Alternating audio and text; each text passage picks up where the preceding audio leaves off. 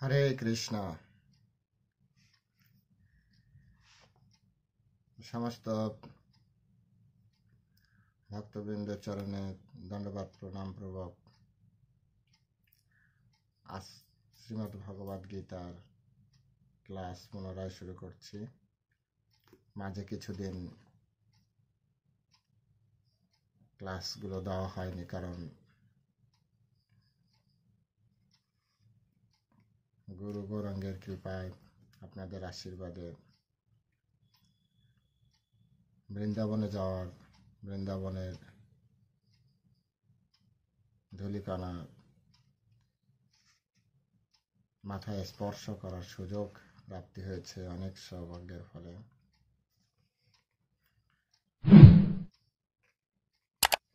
তো সেই জন্য আমি প্রথমে আপনাদের ক্ষমা চাইছি। চেষ্টা করব আজ থেকে প্রতিদিন আবার শ্রীমদ্ ভগবদ গীতার প্রতিদিনকার যে ক্লাস সেটি নিয়মিত করার। তো কথা না বাড়িয়ে প্রথমে আমরা মঙ্গলাচরণটি করে নিই।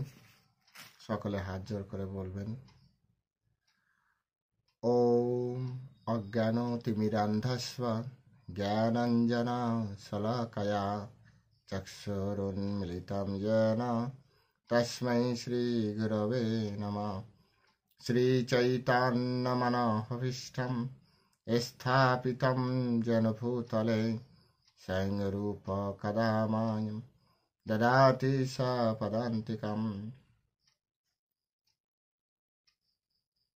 नमो ॐ विष्णुपादाय कृष्णप्रेष्ठाय भूतले श्रीमते भक्तिवेदान्त स्वामिनिति नामिने। नमस्ते सरस्वती देवे गौरवाणी प्रचारिणे निर्विशेषशून्यवादी पाश्चात्य देशतारिणे। वाञ्छाकल्पतरुर्भश्च कृपा सिन्धुभ्येव च पतितानां पावनेभ्यो वैष्णवेभ्यो नमो नमः। हे कृष्ण करुणा सिन्धु दीनबन्धु जगत्पते गोपेश गोपिकान्त राधाकान्त नमस्तुते। तप्त काञ्चन गौराङ्गी राधे वृन्दावनेश्वरी वृषभानुसुते देवी प्रणामामि हरिप्रिये। जय श्री कृष्ण चैतन्य प्रभु नित्यानंद श्री अद्वैत गदाधर श्रीवासदि गौरभक्त वृंद। हरे कृष्ण कृष्ण कृष्ण हरे हरे, हरे राम राम राम हरे हरे। ओम नमो भगवते वासुदेवाय, ओम नमो भगवते वासुदेवाय, ओम नमो भगवते वासुदेवाय। श्रीमद् भगवत गीता द्वितीय अध्याय। हरे कृष्ण। तो आज আমরা দ্বিতীয় অধ্যায় শুরু করতে যাচ্ছি। প্রথমেই আমরা দ্বিতীয় অধ্যায় শুরু করার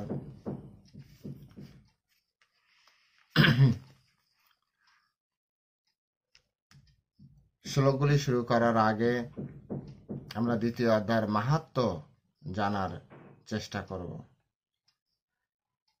বাস্তব সত্য এটি যে কোনো বিষয় শুরু করার আগে তার মাহাত্ম্য যদি আমরা বিচার করতে পারি, মাহাত্ম্য যদি জানতে পারি, তাহলে সেই বিষয়ের প্রতি আমাদের অনুরাগ, ভালোবাসা, শ্রদ্ধা এগুলি আরো বেশি বাড়তে থাকে। তাই দ্বিতীয় অধ্যায় তো আমরা পড়তে যাচ্ছি। দ্বিতীয় অধ্যায় পাঠ করার ফলে আমাদের জীবনে কি কি প্রাপ্তি হতে পারে, আমাদের চিন্তন শক্তি, আমাদের মন কেমন হতে পারে, সেটি আমরা জানার চেষ্টা করব। তো এই শ্রীমদ্ ভগবদ গীতার দ্বিতীয় অধ্যায়ের যে মাহাত্ম্য, এটি পদ্মপুরাণ থেকে উল্লেখ করা হচ্ছে। পদ্মপুরাণে দেবাদিদেব তিনি কথোপকথন করছেন। তিনি খুব সুন্দর আকারে বর্ণন করছেন।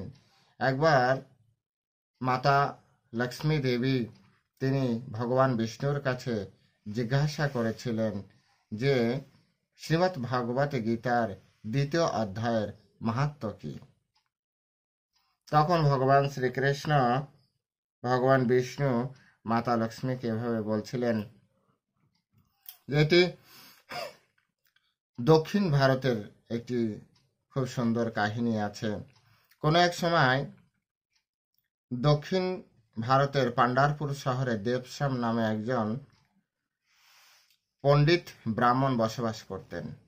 ব্রাহ্মণের নামের আগে যদি পণ্ডিত লাগানো থাকে তাহলে তিনি অত্যন্ত বিদগ্ধ পণ্ডিত, চতুর্বেদী পণ্ডিত বা ত্রিবেদী পণ্ডিত এরকম বোঝায়, অর্থাৎ সমস্ত বেদ বেদাঙ্গ শাস্ত্রে তিনি অত্যন্ত দক্ষ, এটাই আমাদেরকে বুঝতে হবে।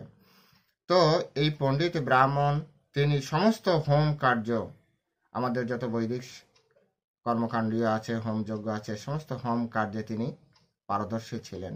সাথে সাথে তিনি অতীত সেবায়ও অত্যন্ত পারদর্শী ছিলেন এবং এই ধরনের কর্মকাণ্ড করার মাধ্যমে তিনি সমস্ত দেব দেবতাদের প্রসন্ন করেছিলেন, তাদেরকে খুশি করেছিলেন। এত কিছু করার পরেও তার ভিতরে, অন্তরের ভিতরে শান্তি ছিল না। তিনি একসময় উপলব্ধি করতে পারলেন যে আত্মা এবং পরমাত্মা সম্পর্কিত যে জ্ঞান, সেই জ্ঞান পূর্ণত রূপে তার কাছে নেই। তখন তিনি বিভিন্ন মুনি ঋষিদের সেবা, তাদেরকে আমন্ত্রণ, তাদেরকে সেবা করার চেষ্টা করলেন এবং সেবা করার মাধ্যমে তিনি তাদেরকে সন্তুষ্ট করে তিনি প্রশ্ন জিজ্ঞাসা করতেন। এই তত্ত্ব জ্ঞান পরমাত্মা সম্পর্কে তিনি এই জ্ঞান তাদের কাছে জিজ্ঞাসা করতেন। এইভাবে করতে করতে তার দীর্ঘ সময় তার জীবনে কেটে যায়। এক সময় তিনি একটি জায়গায় ভ্রমণ করতে গেলেন এবং সেখানে ভ্রমণ করতে যেয়ে তিনি দেখলেন একজন মুনি, তিনি অত্যন্ত শান্ত প্রকৃতির এবং ধ্যানস্থ ছিলেন, তিনি ধ্যান করছিলেন। তো তাকে দেখে অত্যন্ত শান্ত প্রকৃতির মনে হলো, শান্তিপ্রিয় মনে হলো। তখন দেবশ্যাম তার কাছে যেয়ে বসলেন। কিছুক্ষণ বাদে সেই মুনির ধ্যান ভঙ্গ হলো। যখন মুনির ধ্যান ভঙ্গ হলো তখন দেবশ্যাম তার চরণে পড়লেন, তার চরণে আকুতি মিনতি করলেন যে আপনি কৃপা করে আমাকে পথ প্রদর্শন করুন, কিভাবে আমি পরম তত্ত্ব সম্পর্কে জানতে পারি, পরমাত্মা সম্পর্কে আমি জানতে পারি। তো তখন তিনি, এই মুনি তাকে বললেন তুমি সোরপুরে যাও। সোরপুরে মিত্রভান নামক একজন ছাগ পালক আছে, এই ছাগ পালকের কাছে, মিত্রভানের কাছে তুমি এই পরম তত্ত্ব সম্পর্কে, পরমাত্মা সম্পর্কে তুমি জ্ঞান প্রাপ্তি করতে পারবে। তো এই কথা শ্রবণ করে দেবশ্যাম বারংবার সেই মুনির শ্রীচরণে প্রণাম করলেন, বন্দনা করলেন এবং সোরপুরের উদ্দেশ্যে তিনি যাত্রা শুরু করলেন। কিছুকালের মধ্যে তিনি সোরপুর গ্রামে উপস্থিত হলেন এবং সেখানে উপস্থিত হয়ে একটি সুন্দর বন তিনি দেখলেন। ধীরে ধীরে তিনি সেই বনে প্রবেশ করলেন এবং প্রবেশ করার পরে তিনি দেখলেন একটি ছোট্ট নদীর বয়ে গিয়েছে বনের মধ্য দিয়ে এবং নদীর তীরে একটি পাথর খণ্ডের উপরে একজন ব্যক্তি বসে আছেন। তো তিনি এদিক ওদিক যখন বনের মধ্যে তাকাচ্ছেন, দেখলেন যে বিভিন্ন ধরনের জীবজন্তু ভরা রয়েছে। তিনি হরিণ দেখলেন, তিনি ছাগল দেখলেন এবং এই সকল প্রাণীর সাথে সাথে তিনি হিংস্র প্রাণীদেরও দেখলেন, বাঘ, সিংহ এদেরকেও দেখলেন। কিন্তু অত্যন্ত আশ্চর্যের বিষয়, বাঘ, সিংহ, ছাগল, হরিণ তারা একই সাথে খেলা করছে, একই সাথে শুয়ে আছে। এটা দেখে তিনি হতবাক হয়ে গেলেন এবং তিনি সেই মিত্রভানের কাছে যে বসলেন। মিত্রভান তখন ধ্যানস্থ ছিলেন, তিনিও ধ্যান করছিলেন। যখন মিত্রভানের ধ্যান ভঙ্গ হলো তখন তিনি তার চরণ বন্দন করলেন, দেবশ্যাম তার চরণ বন্দন করলেন এবং তার এই পর্যন্ত মিত্রভান পর্যন্ত পৌঁছানোর যে কাহিনী সবকিছু তার কাছে খুলে বললেন। এবং তিনি তার কাছে করজোড়ে হাত জোর করে প্রার্থনা করলেন, কৃপা করে আমাকে কৃষ্ণ ভক্তির শিক্ষা প্রদান করুন। এবং তিনি জানতে চাইলেন কিভাবে এই হিংস্র পশু এবং এই ছাগল এই এবং হরিণ তারা একই জায়গায় বসবাস করছে। তখন মিত্রভান বললেন যে বহুদিন পূর্বে আমি ছাগ চড়ানো আমার কর্ম ছিল, এবং বিভিন্ন বনে বনে তিনি তার ছাগলের যে দল তাদেরকে নিয়ে খাবারের জন্য তিনি যেতেন। একটা সময় তাকে এবং তার ছাগল পালকে বাঘে আক্রমণ করে, এবং প্রাণের ভয়ে সে সময় ছাগলের এদিক ওদিক ছুটছিল, মিত্রভানও ছুটছিল। ছুটতে ছুটতে ছুটতে ছুটতে তিনি আজ যে বনে বসে আছেন সেই বনের ভিতরে প্রবেশ করেন। ওই বনের ভিতরে প্রবেশ করে তিনি যখন পিছন দিকে তাকান, দেখলেন যে অলরেডি ইতিমধ্যে একটি ছাগলকে বাঘ ধরে বসেছে। তখন তিনি দূর থেকে দাঁড়িয়ে দেখলেন যে ছাগলটি বাঘকে বলছে, তুমি একটুও বিলম্ব করো না, তুমি ক্ষুধার্ত, তুমি আমার মাংস খেয়ে তোমার ক্ষুধা নিবৃত্ত করো। বাঘটি তখন ছাগলকে বলছে যে কেন জানি না এখানে আসার পরে আমার ক্ষুধা তৃষ্ণা একেবারেই চলে গিয়েছে এবং কোনোভাবেই তোমাকে হত্যা করতে ইচ্ছা করছে না। ছাগলটি বলছে, আমি এতক্ষণ প্রাণের ভয়ে ছুটছিলাম, কিন্তু এই জায়গায় পৌঁছানোর পরে আমার মৃত্যু ভয় কাজ করছে না। বাঘটি তখন বলল, এটা কেন হচ্ছে, এরকম কেন হচ্ছে? তো এর উত্তর কেউ জানে না। বাঘ বলছে, চলো সামনে যে লোকটি দাঁড়িয়ে আছে, অর্থাৎ মিত্রভানের কথা, ওনার কাছে জিজ্ঞাসা করি। বাঘ এবং ছাগল উভয় মিত্রভানের কাছে আসলো। মিত্রভানকে জিজ্ঞাসা করলো যে কেন এই স্থানে এসে আমাদের ক্ষুধা তৃষ্ণা লাগছে না, আমাদের যে হিংস্র স্বভাব সেই স্বভাব কেন কাজ করছে না, কেন? ছাগল বলছে, কেন আমার মৃত্যু ভয় চলে গিয়েছে।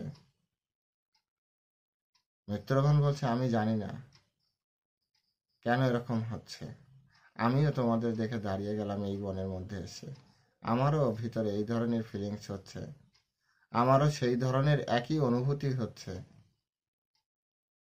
তখন এদিক ওদিক তাকিয়ে যখন কাউকে দেখতে পাচ্ছে না, কোনো ব্যক্তিকে দেখতে পাচ্ছে না, দেখলাম গাছে একটি বানর বসে আছে। মিত্রভান বলল, চলো ওই বানরটির কাছে যে জিজ্ঞাসা করি। তখন তারা বানরের কাছে গেল এবং বানরকে যে বলল যে এই বনের বিশেষতা কি আছে, মাহাত্ম্য কি আছে, এই বনে আসার পরে কেন আমাদের ক্ষুধা তৃষ্ণা ভয় সম্পূর্ণ দূরীভূত হয়েছে। বানরটি তখন অত্যন্ত গভীর শ্রদ্ধার সাথে বললেন, তুমি যেখানে দাঁড়িয়ে আছো ঠিক তার সামনে একটা শিব মন্দির রয়েছে, এবং এই শিব মন্দিরটি বানিয়েছিল ভগবান ব্রহ্মা, এবং ব্রহ্মা নিজেই এই শিবলিঙ্গ স্থাপন করেছিল। এবং কিছুকাল পরে সেই শিবলিঙ্গের একজন ব্যক্তি পূজা অর্চনা করতেন। তিনি দীর্ঘদিন ধরে কঠোর তপস্যার মাধ্যমে তিনি এই শিবলিঙ্গের পূজা করতেন।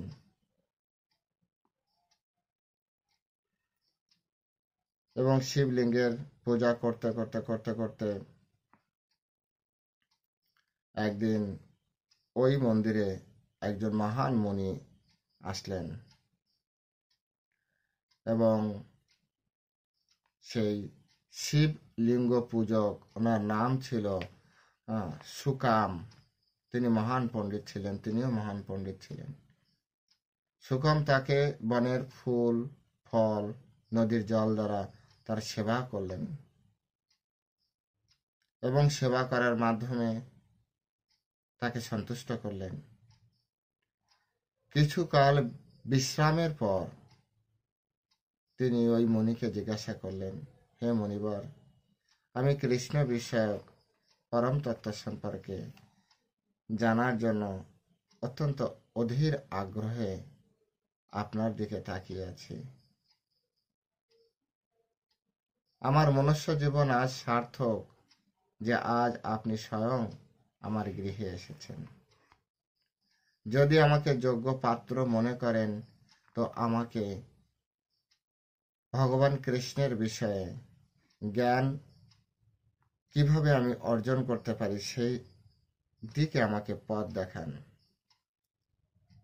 সুকামের এই কথা শুনে ওই মুনি অত্যন্ত প্রসন্ন হয়েছিলেন, অত্যন্ত সুখ অনুভব করেছিলেন এবং তখন তিনি ওই মন্দিরের মধ্যে একটি প্রস্তর খণ্ডে অর্থাৎ পাথর খণ্ডে শ্রীমদ্ ভগবদ গীতার 2য় অধ্যায় শ্লোকগুলি লিখেছিলেন এবং তাকে বলেছিলেন যে তুমি এই শ্লোকগুলি প্রতিদিন পাঠ করবে অত্যন্ত শ্রদ্ধার সাথে।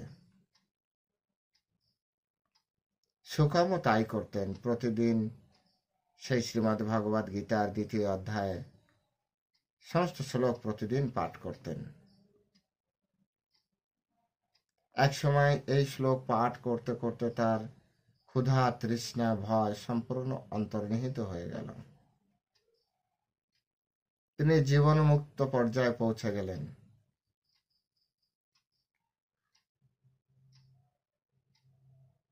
মিত্রভান তখন বললেন যে এই কথা শ্রবণের পর সেই আমি এবং বাঘ আর ছাগল আমরা 3 জন সেই মন্দিরের দিকে গেলাম এবং সেই মন্দিরে যে দেখি সেই প্রস্তরখণ্ডে তখনও তিনি বলেছেন আজও সে ভগবদ গীতার শ্লোক 2য় অধ্যায়ের শ্লোকগুলি আছে।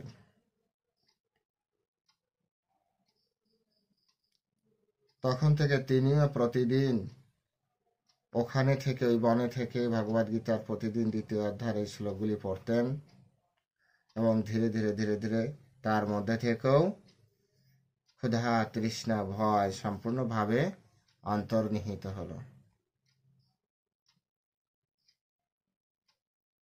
সেই কঠোর তপস্যার ফলে পুরো বনটি আজ শান্তিপূর্ণ হয়ে রয়েছে, শান্ত হয়ে রয়েছে। শ্রীমদ্ ভগবদ গীতার এটি 2য় অধ্যায়ের এটি হচ্ছে মাহাত্ম্য। যদি কেউ শ্রীমদ্ ভগবদ গীতার 2য় অধ্যায় পাঠ করে তাহলে অচিরেই তিনি কৃষ্ণ পদ প্রাপ্তি করতে সক্ষম হন। তার মধ্যে থেকে কাম, ক্রোধ, লোভ, মোহ, মদ, মাৎসর্য সবকিছু বিদূরিত হয়। তিনি দিব্য চেতনায় অধিষ্ঠিত হন এবং তার কৃপার ফলে তার সান্নিধ্যে যত প্রাণী আসেন তারাও সম্পূর্ণ হিংসা ত্যাগ করেন, প্রেমময়ী জীবনযাপন করেন।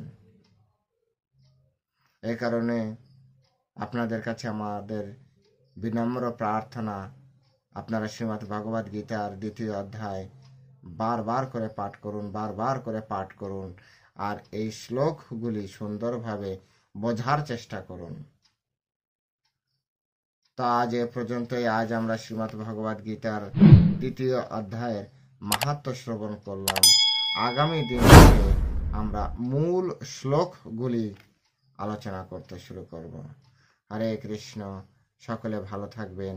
বাঞ্ছা কল্পতরুভ্যশ্চ কৃপা সিন্ধুভ্যেব চ পতিতানাং পাবনেভ্যো বৈষ্ণবেভ্যো নমো নমঃ। জয় শিল প্রভুপাদ কি জয়।